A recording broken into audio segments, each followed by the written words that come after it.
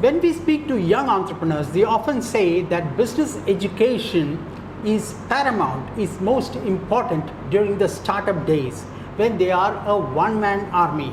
They have to look after production, marketing and sales, and most importantly, business finance. Today we are at the Pillai Institute of Management Studies and Research, and we have with us Dr R Chandran, Director of the Institute, to talk about all those issues revolving entrepreneurship education. Thank you so much, Mr. Chandran, for being with us. Thank you very much. It's a great opportunity that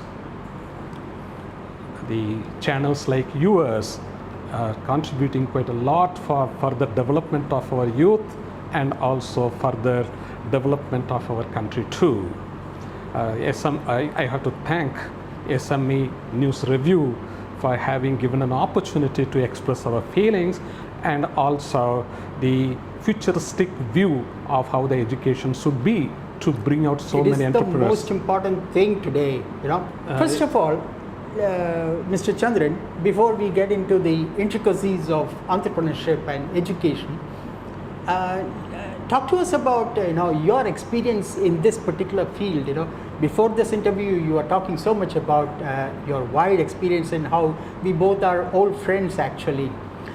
For almost 20 years ago. So can you tell us, where are you coming from? I started off my career as an academician. Then off late I went to industry and had an opportunity to visit more than 50 countries in the world. Since my specialization is international business, I got an opportunity, I got an excellent avenue to further sharpen my managerial capabilities. Yes. While I was in World Trade Center, then few Federation of Indian Sports Organization, few chambers of commerce, AMA, Ahmedabad Management Association. Almost majority of the institutions are doing their level best to groom, nurture, and also uplift their professional career for the youth. We are lucky, we are blessed. No other country can have this much of human assets readily available to hold the responsibilities of the corporate world. Of course, the great personality, our industrial stalwart like N.R. Narayana Murthy expressed his opinion that the younger generation is not 100% employable. I agree with him. We will come to the specifics of that. It's an interesting topic, especially about the change in education that has happened over the decades. Okay, but before that, let me ask you, the million-dollar question. How many prospective students, young people who are just come out of their 12th standard or even degree college would join a business educational institute with the sole purpose of becoming a business owner or becoming an entrepreneur? How many of your students come that way with that idea in mind? There is no specific ratio in every academic year. Okay. But sure, there is an awareness amongst the younger generation that they want to either join the family business and develop, and few of the even family-owned organizations, the younger generation is not interested to carry on their past legacies or past credentials of their family business. They want to venture out. They have the ability to face the challenges. They want to come up in life, particularly the opportunity, since the growth opportunities are available in abundance in India now. Okay. I'm seeing the ratio over the past about decade to grow. Again, few of the institutions are just nurturing the talents only for family-run businesses, and they need not have to face any problem. Already ready cake is available, just they have to eat it up. Okay. In what form they have to add flavors, it is left to them. The irony is the people, the students who are not having any background about the business, they want to venture, and they are successful too. It's a matter of time. Just we are now witnessing few companies like Oyo or any techno-driven business domain, Okay. we can see large number of people develop interest and they want to enter. One chap is I.M. Ahmedabad, and excellent human being, philanthropist. His mother was just preparing idli and serving in the streets of Chennai, and her son is now becoming a great venturist, and he is successful in his domain and doing extremely well. So $1 million of businesses, they never developed the interest in a multinational company, but he had an individual appetite, passion for developing the business and being successful. His name is Sharad Kumar. Sharad Babu. Oh, I see. I see. And continue. Yes, please. No, you spoke about a very interesting topic, and that is about the generational difference in entrepreneurship. Some people have their family business which they are supposed to continue. They might not. And the other is the fresh out of the oven, who have no clue of business management or running a business, and they get into entrepreneurship and learn the hard way. Okay. Now, in between those two categories of youngsters who join your college or your institute, what kind of difference in education do you provide to each of them? We handhold such kind of potential candidates. We are able to find out what is a sparkling area for them, and we try to help them in generating idea, evaluating the potential, knowing the challenges and risks involved in that business, but still we are able to make them entrepreneurs. Okay. Few of the students had gone completely away from normal, traditional and conservative business to techno-driven logistics, and they are successful. And there was one girl just about 5-6 years ago, she was our student. Now she has developed neck-to-neck competition with great logistics companies. Nobody in the family or nobody knew in her circle that they are successful in business. So it is depending upon the patience of individual.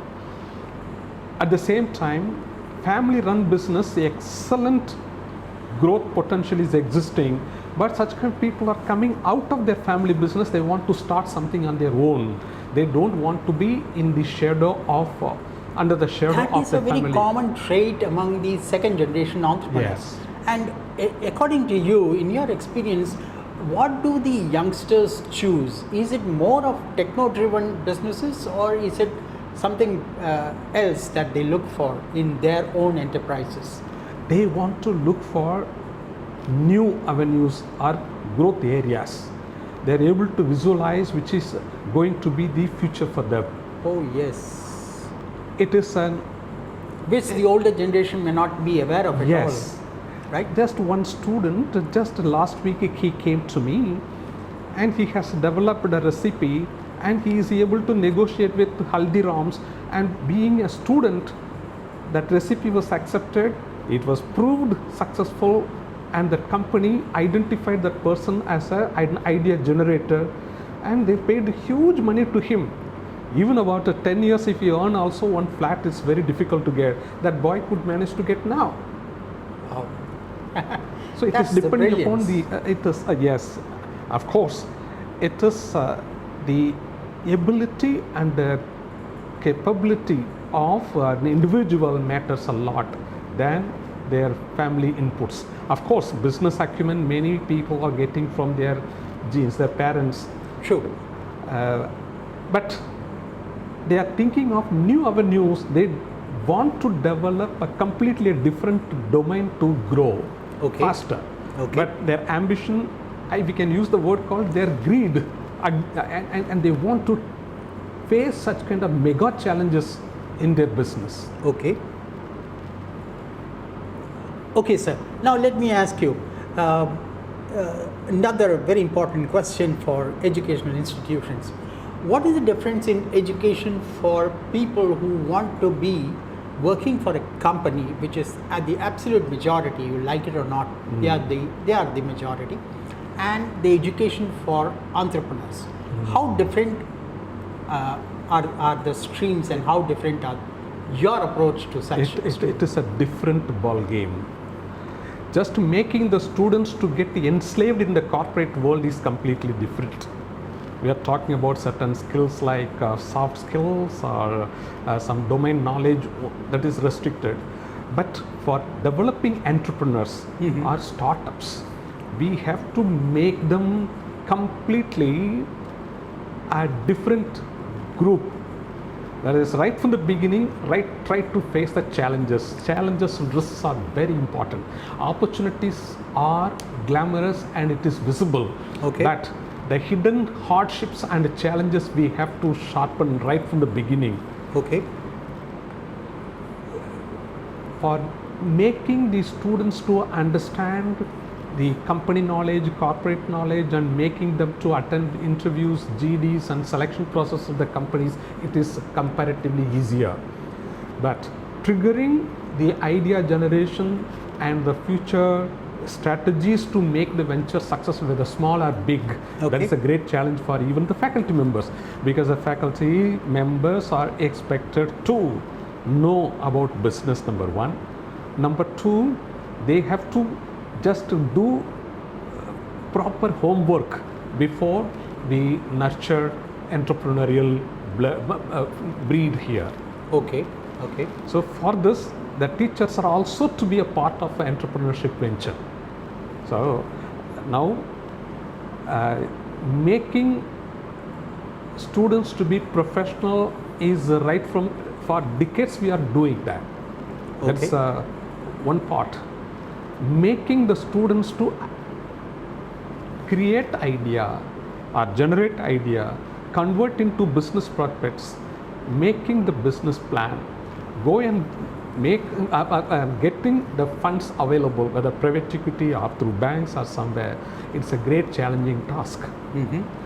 Just making, entering into company, occupying assistant manager or general manager or vice president or senior vice president, it is a normal process. Companies in need of such kind of productive workforce, they may be amenable to that situation, they will become automatic. But being a businessman, it is right from the day one, they have to face challenges. But now we are seeing many students, after working for 5 years to 6 years, the stereotype professional environment is not satisfying them. They want to go for entrepreneurship. At the age of 30 to 35, having experience of about 7-8 years, majority of the people want to come out and start something on their own. Sure. Incidentally, wherever they worked, in the same domain, they start entrepreneurship ventures. That's good sign. They need not have to struggle a lot. If a person is working for a good equity firm, knowing about the futures, options, every aspect of derivatives, if he starts in a small level, one broking firm, is definitely successful because already he had gone through all the processes of business. It is easy for him. The same way, if a person is working for a company like ITC in supply chain domain, first about 5 years he has learnt everything, and if he is becoming an entrepreneur, he is 100% successful because already the clientele is in order and his efforts had been already employed, and little more extra risk he has to take. A few months he may not be able to get the same kind of revenue, but afterwards he is going to be definitely successful. If a person is working for a pharma company, any company, whether it is Ambat Laboratories or Sun Pharma or Dishman or Dr. Reddy's Lab or any company for this matter, once if he knows the process, procedures and managing the system, if he starts one stockership or if he is having some contract marketing one company, he may be completely a strong client for promoting the business. It True. is easy for him. If he's working for an advertising agency, he knows right from copyright or creativity or any visual preparation. Once he knows about the A to Z of the business, he can start one small level ad agency. It is easy for him. That realization comes after about 5-6 years of working Experience. for somebody. Experience, little bit of vision And in your creative in thoughts. your opinion, how much does experience really matter for starting their own business, their own enterprise? Can someone just out of college start off, or is it that you advise them to be in the field or join the corporate world to understand the dynamics of the market? Well, excellent question. It is really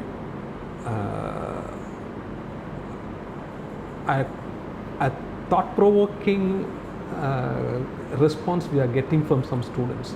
Sir, why should I join the company? Now itself I can start something. That is Okay. one group of students. Okay. Why should we waste my time and going to the corporate rattle down there itself? I may be successful, I may not be successful. My temperament and other things are always for business. True. Right from the beginning I can face. That is one set True. of people. True. Other set of people, because of the conservative family backgrounds, don't take that kind of risk. You Yeah, will lose it could your be even financial constraints are situation. there. Even to learn the business in our family or in our generations, we have not entered, particularly South Indian families. True, true. We have not entered into business at all. Why should you take that kind of risk? It's better 30 days you work, at least one day you can get your money so that you are You're sure that comfortable. your Sure. money comes at the month end. Yes, that kind of people. But he's having that entrepreneurial mindset. Sure. Such kind of people, what they do, they for first about 4 years, 5 years, they completely reduce or relieve from the financial Go through burdens. the grind and all Yes, that, right? family finance, almost all the problems are settled. Then they start. That True, is second kind true, of people. true. The third And kind, also you can make a lot of new connections, isn't new it, in the connections. market? Yes, in the market. They're having confidence. These 4 or 5 years of their working in companies True. to set up a business on their own, they know the system completely, where to source the product, where to generate a revenue in the initial stage itself, right? How to face the challenges, customers or dealers or clientele, everything is set. So the system is known to them. 5 years of knowing thoroughly all these nuts and bolts of business, then it is very easy for him to set up the business. Initially he may have some troubles, but afterwards it is set.